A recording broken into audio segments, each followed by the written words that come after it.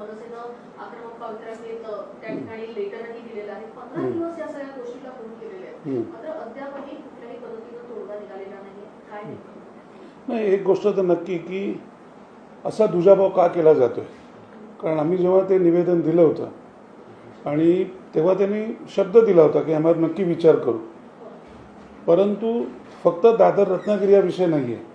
तो कोविड काळामध्ये जी कोल्हापूर एक्सप्रेस होती किंवा पंढरपूर एक्सप्रेस होती, या गाड्यासुद्धा त्यांनी काही कारणं देऊन बंद केल्या. म्हणजे ह्या काय म्हणतात त्याला, ह्या शासनाला, मी खास करून याचा दोष शासनाला देईन, फक्त मध्य रेल्वे किंवा कोकण रेल्वे कॉर्पोरेशन नाही. मग शासन झोपलं आहे का फक्त मराठी माणसाला स्वस्त तुम्ही केलेलं आहे आणि त्याला निवडणुकीपुरतं वापरायचं आहे. आणि खास करून माझा ह्या सत्ताधारी आमदारांना कोकणातल्या आणि सत्ताधारी खासदारांना मला प्रश्न विचारायचा आहे की तुम्ही करताय काय? त्याच्यामध्ये लाडके भाऊ नाही आहेत का? त्याच्यामध्ये लाडक्या बहिणी नाही आहेत का? आणि दादर रत्नागिरी बंद करून ती दिव्यावरनं चालू करून तुम्हाला कुठले दिवे लावायचे आणि कशासाठी करायचं आहे? ही मुंबई आहे, हा महाराष्ट्र आहे, ह्याच्यामध्ये कोकणी माणसाचं योगदान मोठं आहे. मुंबईमध्ये ठाण्यामध्ये लाखोंच्या संख्येने कोकणी माणूस राहतोय आणि निवेदनाची वेळ काय येते हे एका साईडला आहे आणि दुसऱ्या बाजूला दादर गोरखपूर एक्सप्रेस काहीतरी चालू करतायत. आणि त्याच्यावर जर राजसाहेब बोलले तर मग तुम्ही म्हणायचं की हा माणूस दुसऱ्या लोकांचा द्वेष करतो म्हणून. पहिला मान महाराष्ट्रात कोणाचा पाहिजे? मराठी माणसाचा पाहिजे ना. ह्याच्याकरता मी 19 वर्ष लढतोच आहोत. मराठी माणसाचा मान आहे, हा कोकणी माणसाचा मान आहे का अपमान आहे? म्हणजे आता कोकण मुंबई गोवा रस्ता हे ऐकून आता काळे केस टक्कल पडलं मला. आता तो झाला नाहीये.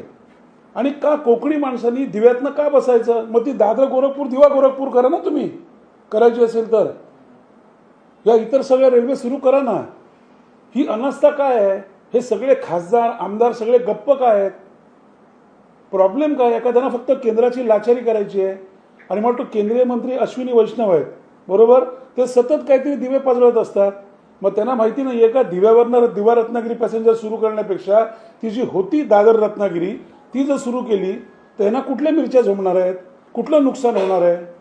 हा आमचा प्रश्न आहे. एक गोष्ट नक्की, मनसे कुठल्याही परिस्थितीत हा डाव सफल होऊन देणार नाही. आम्ही सन्मान्य राजसाहेबांची चर्चा करू आणि तुम्हाला माहिती आहे की राजसाहेबांचा मराठी माणसावरती जर अन्याय झाला तर आदेश कुठल्या प्रकारचा असतो. मग आमची रेल्वे युनियन असेल, आम्ही सर्व महाराष्ट्र सैनिक असू, कोकणी माणसावर किंवा महाराष्ट्रावरील मराठी माणसावर जर अन्याय झाला तर मनसे ते सहन करणार नाही. त्यामुळे माझी विनंती खास करून या सरकारला आहे, खास करून सन्मान्य मुख्यमंत्र्यांना आहे की हे तर सगळे झोपलेत किंवा झोपेचं सोंग घेतलंय, परंतु निदान आपण तरी ह्याच्यामध्ये एक मराठी म्हणून जागं होऊन ती दादर रत्नागिरी असेल किंवा पंढरपूर एक्सप्रेस असेल किंवा मुंबई कोल्हापूर गाडी असेल, ज्या कारणं दाखवून बंद केलेल्या आहेत.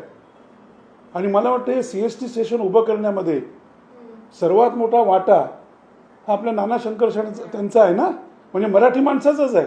आणि अन्याय मराठी माणसावरच होतोय कारण तो सहनशील आहे, तो सहन करतो. मला दिव्यावरनं सांगा, पनवेलवरनं सांगा, आता अजून कुठून चिपळूणवरनं सुरू करा ना. मग हा सतत मराठी माणसाचा अपमान का होतो आणि का म्हणून आम्ही हे सहन करायचं? आणि मनसेनी का प्रत्येक वेळेला आक्रमक भूमिका घ्यायची? तुम्ही झोपलात का? सत्तेत तुम्ही बसलेला आहात ना.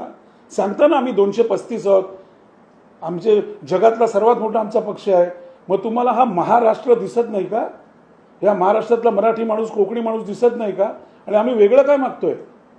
त्यामुळे कुठल्याही परिस्थितीत लवकरात लवकर त्यांना दादर रत्नागिरी ही फक्त एक गाडी नाही तर इतर गाड्या जी कोल्हापूरला जाणारी आहे किंवा पंढरपूर एक्सप्रेस जी आहे, या पण गाड्या सुरू करायला लागतील. या गाड्या बंद करून जर ती फलाट इतर राज्यांच्या गाड्याकरता दिली तर ते मनसे सहन करणार नाही. मग जो राजा आदेश निघेल त्याला जबाबदार 100% हे शासन असेल.